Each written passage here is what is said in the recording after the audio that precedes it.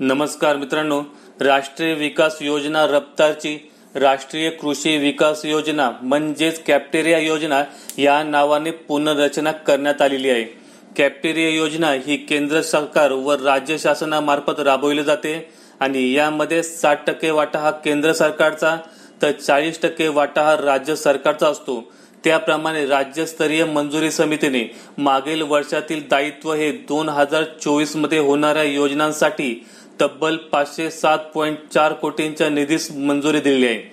ही मंजुरी 17 मे 2023 रोजी बैठकीत झालेल्या निर्णयानुसार देण्यात आलेली आहे। याचा थेट लाभ सर्वसाधारण शेतकरी वर्गाला होणार असून पहिल्या हप्त्याचा 42.53 कोटींचा निधी वितरित करण्यात आलेला आहे।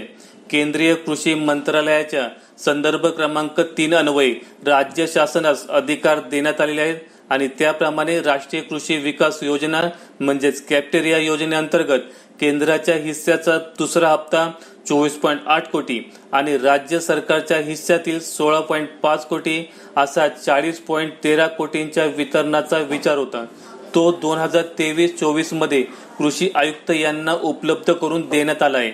तसेच हा निधी सहाय्यक संचालक कृषी आयुक्त पुणे यांच्या नावे जमा करून नंतर तो संबंधित प्रकल्पासाठी वर्ग करण्याच्या सूचना देण्यात आलेल्या आहेत। धन्यवाद।